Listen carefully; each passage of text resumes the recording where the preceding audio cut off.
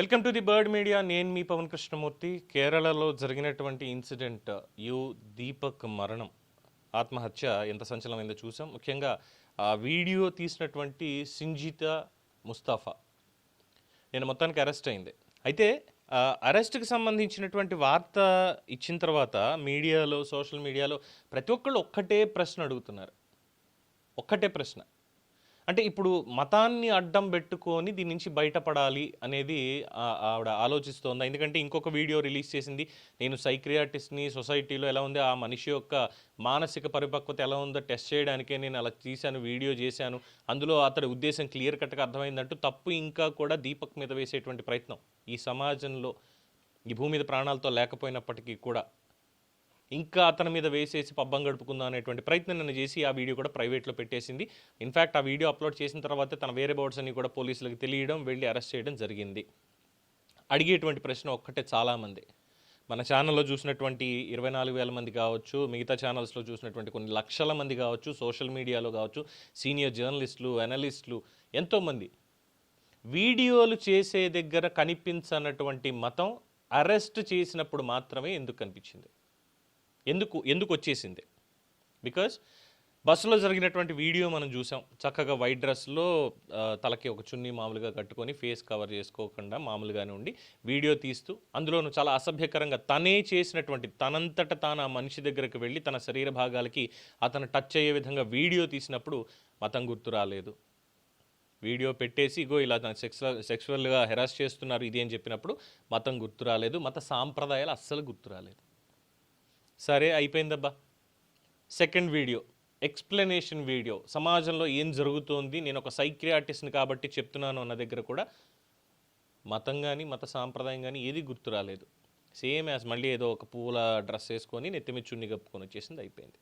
వెరస్ పోలీసులు అరెస్ట్ చేసే దగ్గరకు వచ్చేసరికి మాత్రం మహిళా పోలీసులు కూడా ఉన్నారు. అరెస్ట్ చేసే దగ్గరకు వచ్చేసరికి మాత్రం చక్కగా బురకా వేసుకొని వచ్చేసింది, మొహం కప్పుకొని. ఎందుకు ఇక్కడ స్పెసిఫిక్గా గుర్తొచ్చింది అంటే, ఇప్పుడు మీడియాలో తనల బుర్ఖాలో వెళ్తున్నటువంటి వీడియోలు ఇవన్నీ వైరల్ అవ్వాలి, అరెస్ట్ చేసేసారని చెప్పాలి. కేరళలో ఉన్నటువంటి ముస్లిం సంఘాలు లేదంటే దేశవ్యాప్తంగా అదొక ఫలానా కేరళలో ఒక అమ్మాయి ఏదో ఇలా జరిగింది, అమ్మాయి తప్పు లేకపోయినా సరే, తప్పు చేసిన వాడు ఆత్మహత్య చేసుకుని చచ్చిపోయినా సరే పోలీసులు అక్కడ ఇలా చేసేస్తున్నారు, భారతదేశంలో ముస్లింలు భయభ్రాంతులతో బతికిపోతున్నారు. ఈ నెరేషన్ ఇవ్వడానికేనా? బికాజ్ తను ఏ శాఖకి సంబంధించింది అనేది కూడా మనం చెప్పుకున్నాను నిన్న. కేరళ ఇండియన్ ముస్లిం లీగ్ అనేటువంటి దానికి తను పనిచేస్తుంది అనేది. ముఖ్యంగా కేరళలో ఏం చేస్తున్నారనే దాని గురించి కూడా నిన్న ఒక మిత్రుడు తెలియజేసినటువంటి వివరాలన్నీ కూడా మనం చూడడం జరిగింది. రైట్, అరెస్ట్ చేసిన దగ్గర మాత్రమే మతం గుర్తొస్తోంది అంటే లేదు, ఇక్కడ పోర్ట్రే చేసి ఇదిగో ఫలానా అంతా జరుగుతోంది అంటే మనుషులు సాధారణంగా అన్నీ వదిలేసి ప్రశాంతంగా బతుకుతున్న వాళ్ళని కూడా బతకనివ్వకుండా, ఒకడేమో 15 నిమిషాల టైం అని మాట్లాడతాడు, మళ్ళీ ప్రొవోకేట్ చేసుకుంటూ మాట్లాడతాడు. ఇక్కడ చూస్తేనేమో ఇలాంటివి ఇలాగా. తెలంగాణలో ఇంకో సంఘటన జరిగింది. బంగ్లాదేశ్ నుంచి, మయన్మార్ నుంచి చొరబాటుదారులు ఎవరైతే రోహింగ్యా ముస్లిమ్స్ ఉన్నారో వాళ్ళందరినీ ఎక్స్పోజ్ చేస్తూ పట్టుకుంటుంటే వాళ్ళ మీద కేసులు పెడుతున్నారు, దానికి సభ పెట్టుకుంటూ ఉంటే పర్మిషన్లు ఇవ్వట్లేదు. ఏం జరుగుతుంది దేశంలో? ఏం జరుగుతుంది? ఇక్కడ వీళ్ళకి ఇలాంటి ఎలిబీస్ అన్నీ వచ్చేస్తాయి. అదే ఒక సాధారణ మానవుడు వెళ్ళి ఏదో మామూలుగా వెళ్తున్నాడు, ఒక నేరం ఆరోపించబడింది ఇది అనగానే అన్నీ ఎక్స్పోజ్ చేసేస్తారు, అవసరం లేని చోట కూడా. మరి ఎందుకు?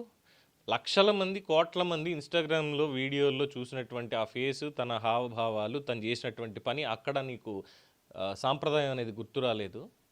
ఇప్పుడు ఏంటంటే నేనేదో ఒక రిప్రజెంటేటివ్ని అనేటువంటి విధంగా ఇక్కడ బిల్డప్ ఇవ్వడం, తప్పు చేసి మతాన్ని అడ్డుపెట్టుకోవడం. మరి అక్కడ మిగతా వాళ్ళందరినీ కించపరచడం కాదా అది?